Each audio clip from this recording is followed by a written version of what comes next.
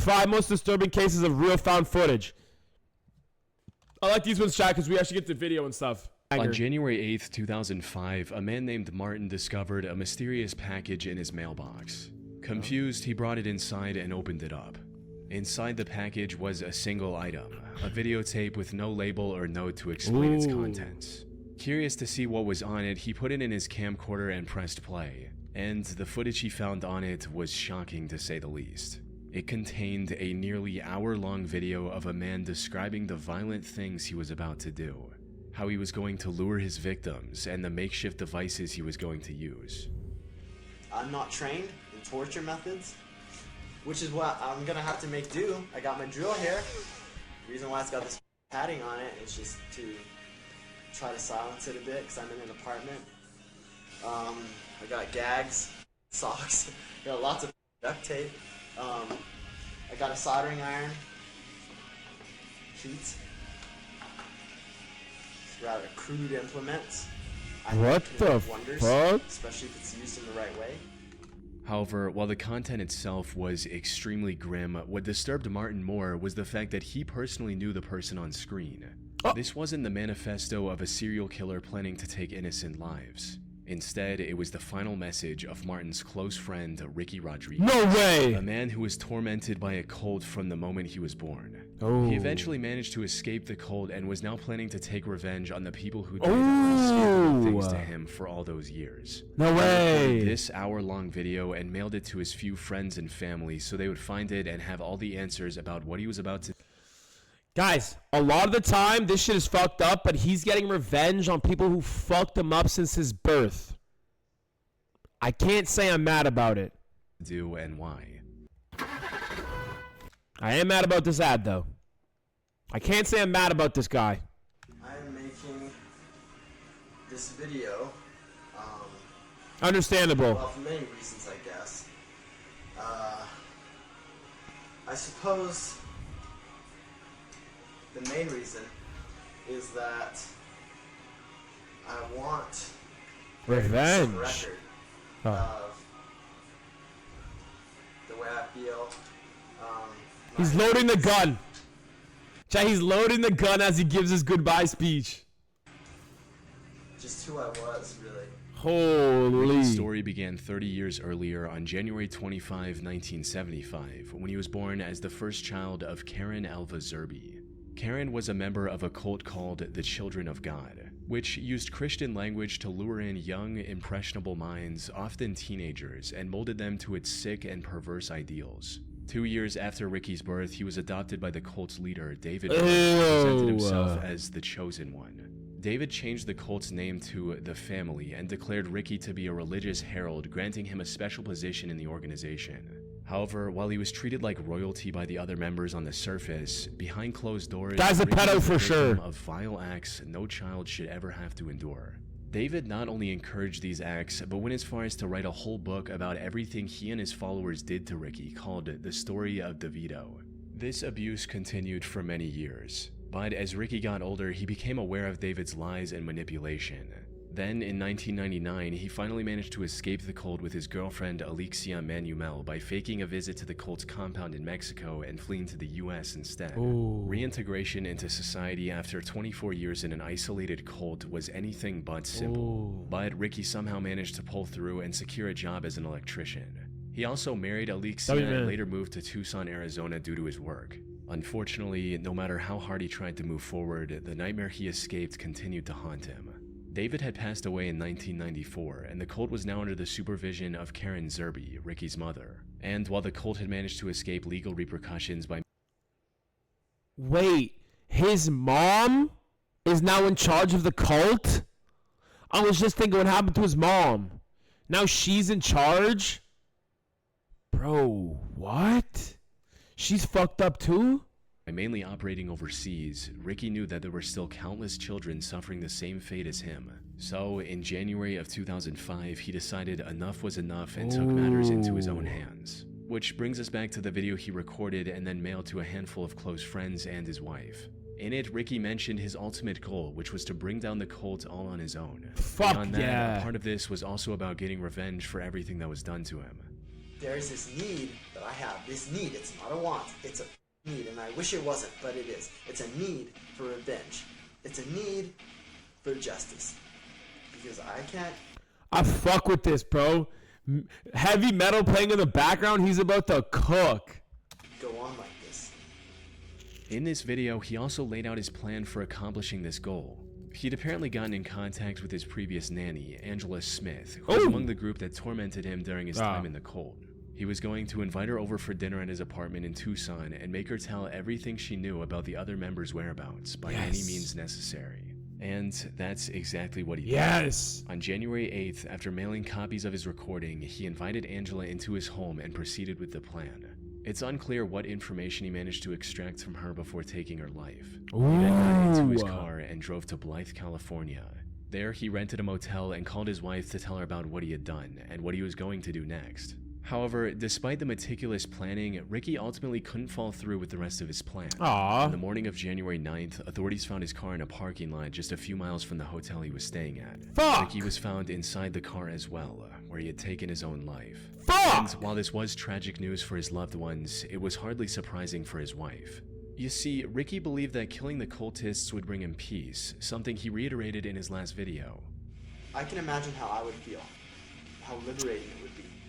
But that's not what happened. Fuck, bro. During his call with his wife, he confessed that despite his anger and resentment, killing Angela was the hardest thing he had ever done. Taking revenge didn't bring the comfort he was looking for. He couldn't bring himself to take any more lives and decided to end it all, leaving his friends and family with this hour-long video to remember him by. As for the family cult, it remains active to this day under the leadership of his mother. Are you fucking kidding me? No one's taking this shit down yet? Even legally? The fuck? On October 4th, 2006, at approximately 6:15 a.m., the Barrie Police Department received a chilling call from a woman saying, "My children are dead," in a calm and quiet voice. The disconnect between her tone and the situation she was describing was extremely unsettling. When asked what happened, she replied, "I don't know, I don't remember." Police officers immediately rushed to the address she provided and knocked on the door of her apartment, bracing for what they might find. The door opened and they were greeted by 31-year-old Frances Elaine Campione. When the officers asked her about the children she mentioned on her call, she replied in the same disturbingly calm voice, stating, "Yes, they're dead. They're on my bed." As the officers entered the master bedroom, he saw the remains of two little girls, 3-year-old Serena and 19-month-old Sophia, lying on the bed. Both were dressed in clean clothes and were also wearing necklaces and earrings. However, their skin was starting to turn blue, suggesting they might have been deceased for quite some time. One of the officers also noticed a small bruise on Sophia's forehead, and that was it. There was nothing else in the room that could have explained their deaths. But as the investigators looked through Elaine's apartment, they found a camcorder with footage that explained everything. The recording started on a wholesome note, showing Elaine surprising Serena with a new bike on her 3rd birthday on August 8th. Hi Serena, it's August 8th, 2006. Happy birthday to you, happy birthday to you, happy birthday Serena, happy birthday to you. Serena's 3 today, yay! Shall we go to the living room and see if you've got any birthday presents from the birthday fairies? Yes! Okay, let's go. I have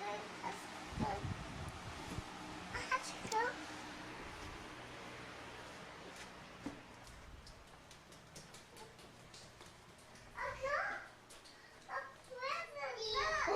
What is it? It's a bike. W bike. The next video also showed Elaine and her 2 daughters just hanging around and having fun. That shit look kind of tough, low key. This much. Oh, I love you more than that. Yeah, that was tough. What? So far, everything looked quite normal. However, the 3rd recording, dated October 2nd, was when things started to get weird. The tone of the recordings instantly changed as Elaine suddenly went on and on about their horrible living conditions and the torment her ex-husband Leo and his family had put her through, said all in front of her children. You can't see through the camera, boo-hoo. Oh, yes, this is a deplorable, horrible, messy, filthy apartment that supposedly my 2 children and I live in, and it's just a horrible, horrible mess. Yeah. I think Diego Campione is totally in the wrong, and I hope he burns in hell for all his sins.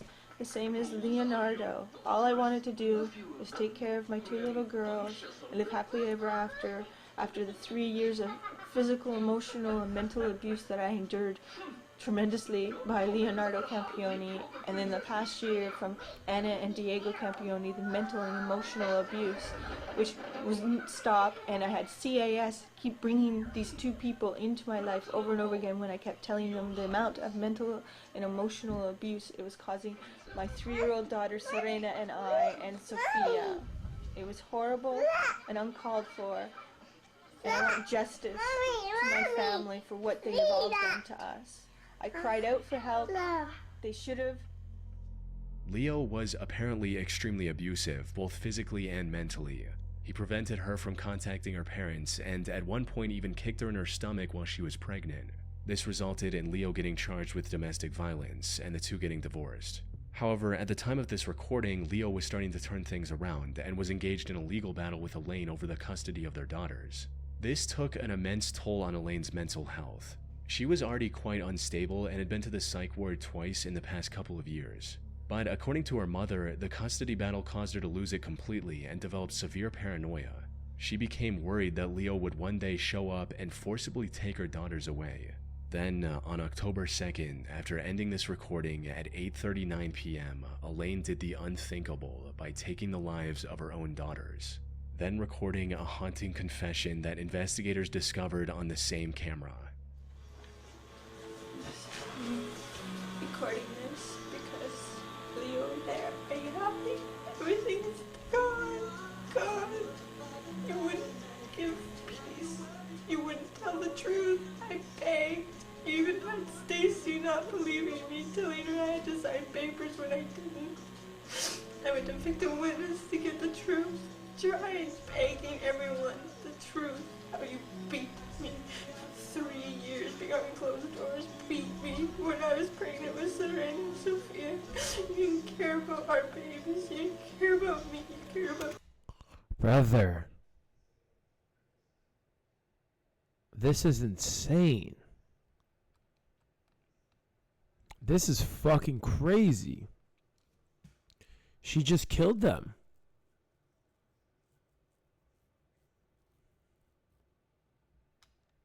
Yourself. You wanted to win, you won. Are you happy? How does it make you feel? How does it make you feel? Because it doesn't make me feel great. I've lost everything my whole life.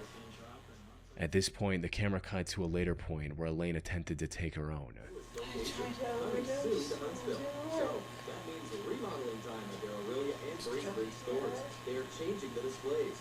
Now is the time to make a great deal on an Ontario-made hydro-cooled hot tub. In stock models, floor models, or custom orders, everything has a sale price. Pool Spa Sauna Showroom, making waves. In Aurelia, Bracebridge, and soon to be in Huntsville. You can also check them out on the web at poolspasaunashowroom.com. Throw some light on conservative... Elaine was arrested on the spot and was later charged with murder, with the found footage in her home serving as crucial evidence against her. She was ultimately sentenced to life in prison with the possibility of parole after 25 years. What about the husband, bro? What do I'm trying to learn more about the husband and shit. I'm trying to learn more about if the husband was really abusive and all that shit. Years ago, the Bureau of Land Management... Chat, that was in Canada. That was in Canada, not far from me. Those girls would have low-key been like similar age to me, bro. That's crazy. Damn. I came here for watch gambling and funny shit, not for traumas my life. Yeah, sorry, bro. He was verbally abusive, not physically. Damn. Bro.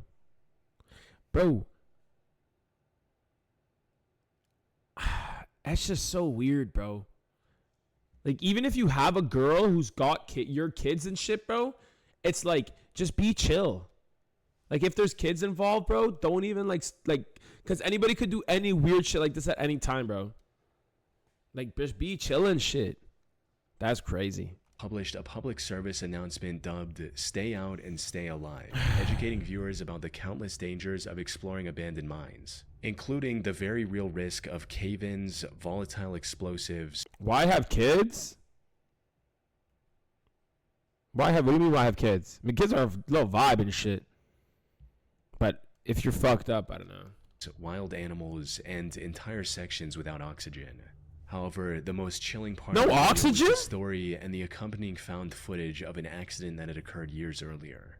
On July 4th, 1998, a group of young men found an abandoned mine in Nevada and decided to explore it for fun. Can we react? Though, surprisingly, the boys Folklore.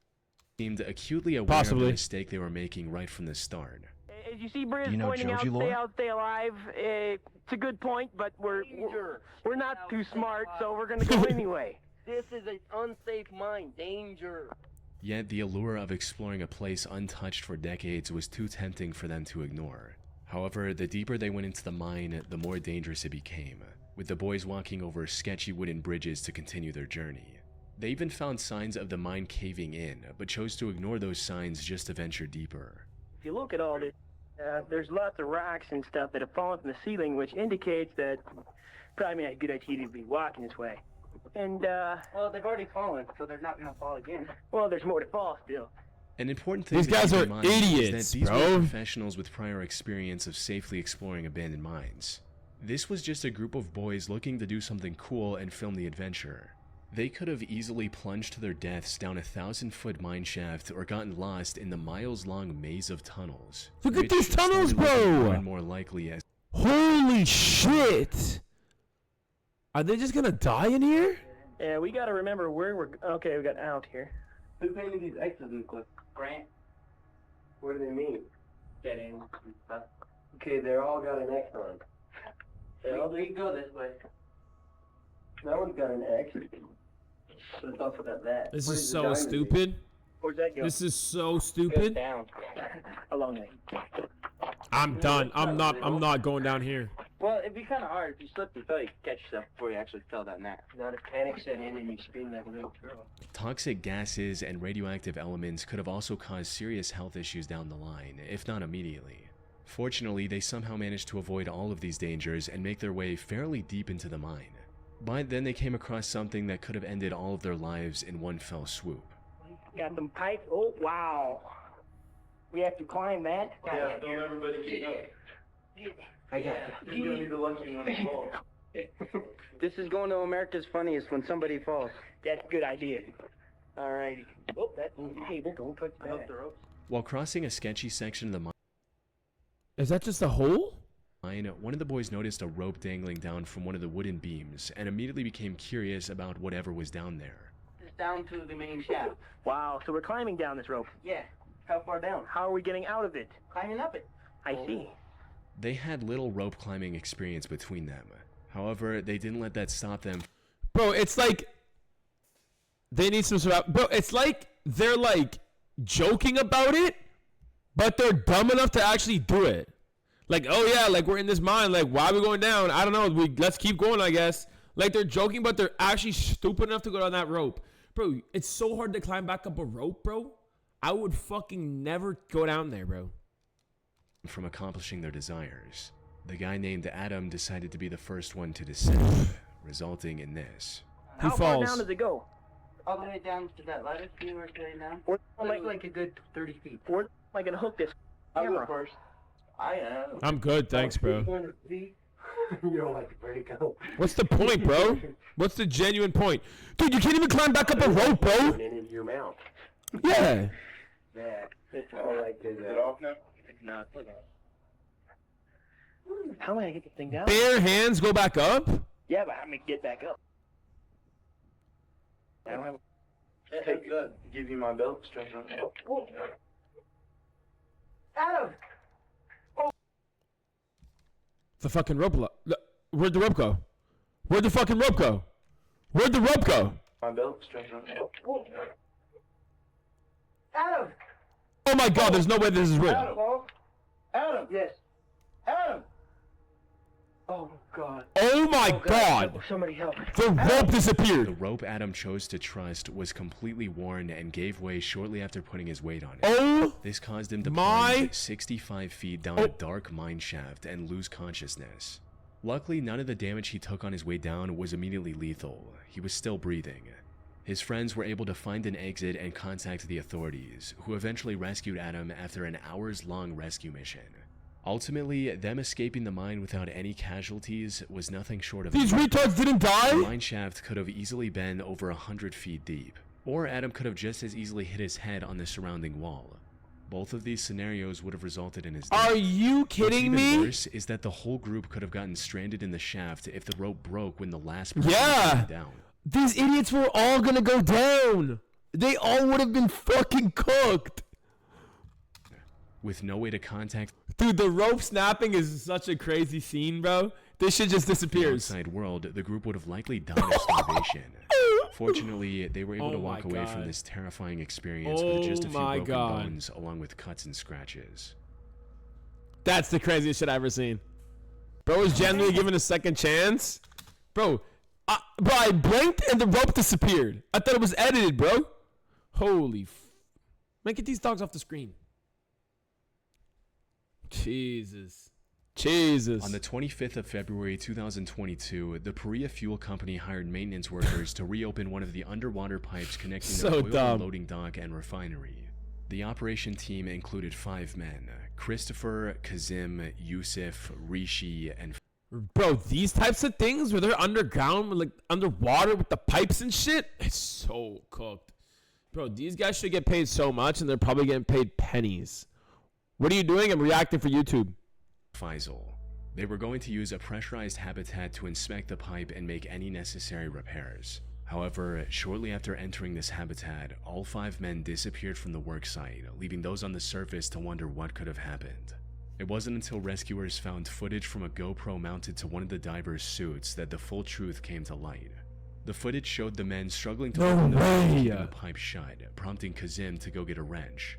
He returned to the habitat and handed the wrench over to his co-workers. But then, a few seconds later, this happened.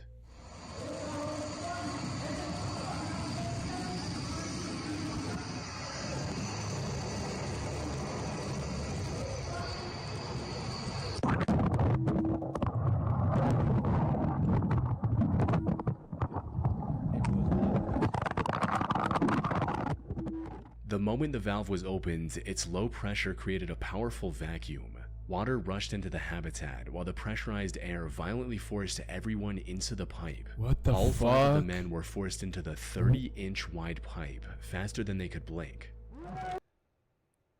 Wait, Chad, how big is 30 inches? Chad, how big is 30 inches? How'd that big guy get in there?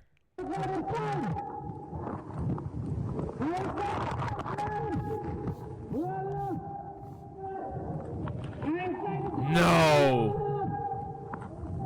After tumbling through the metal pipe at violent speeds for a minute and a half, they came to a stop at a section containing a small air pocket, just enough to keep them alive, allowing them a brief moment to find their bearings and assess the gravity of their situation. This is fucking crazy.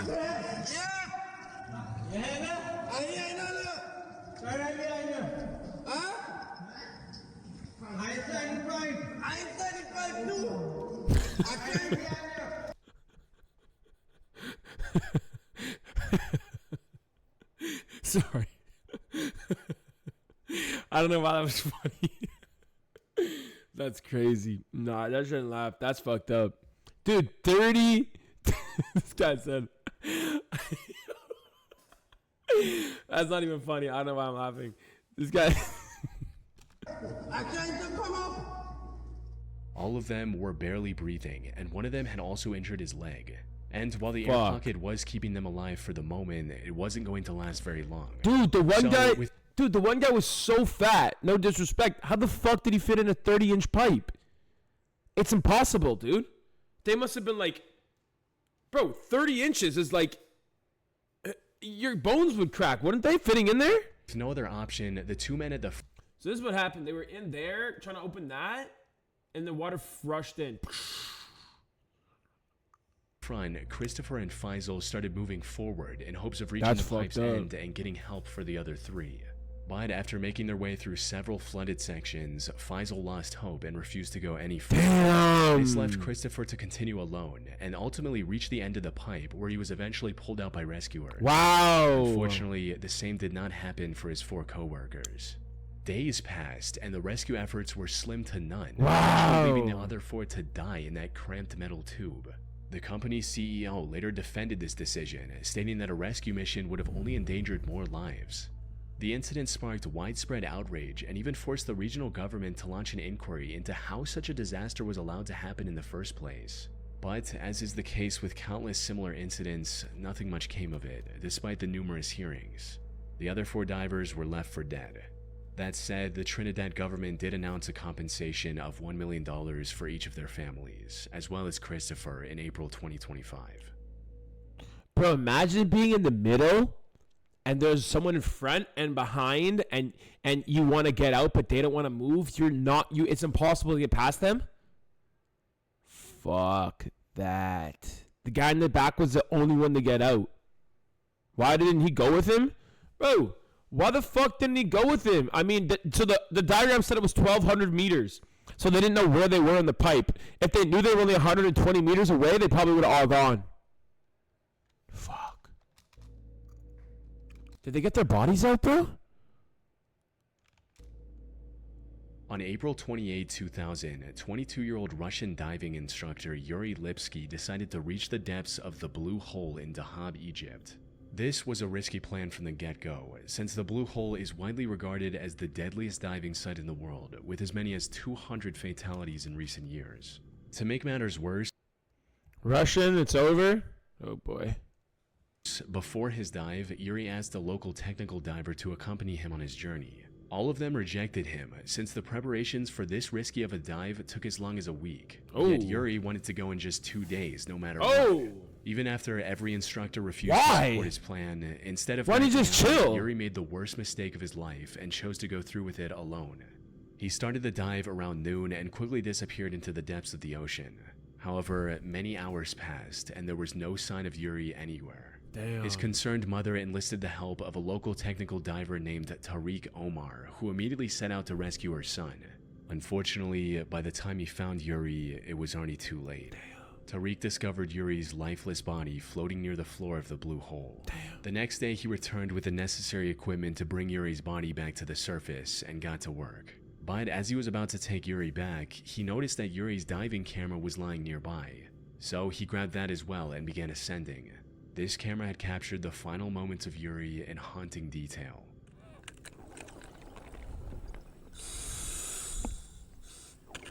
He made it to the bottom.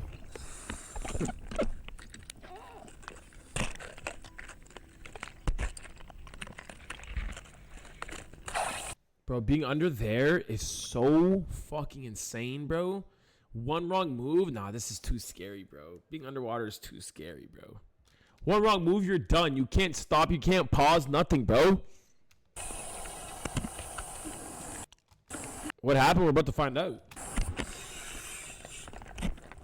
The dive started like any other, with Yuri swimming alongside many other divers. However, it wasn't long before everyone else faded from view as he started to descend deeper into the Blue Hole. And that's when all the worst possible things started happening in rapid succession.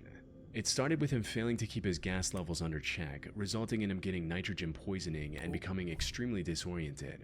By the time he realized his situation, he was already sinking like a rock. He started panicking and began inflating his buoyancy control device quickly to avoid sinking any further. Tragically, this backfired. No way. The buoyancy control device bursted due to the rapidly increasing pressure, leaving Yuri no way of safely returning to the surface.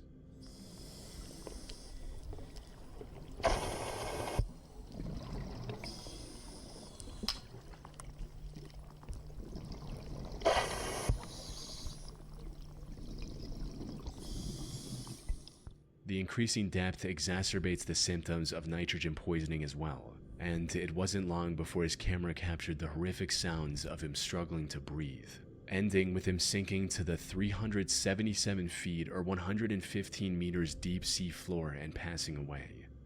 The only silver lining in this whole situation is that there's a good chance the found footage helped at least one diver avoid a similar fate by learning from the mistakes that cost Yuri his life. That is crazy. Bro, why don't they have them like on a rope or some shit? And if there's like a problem, they just like press a button that notify them, and then the rope just brings them way back up quick.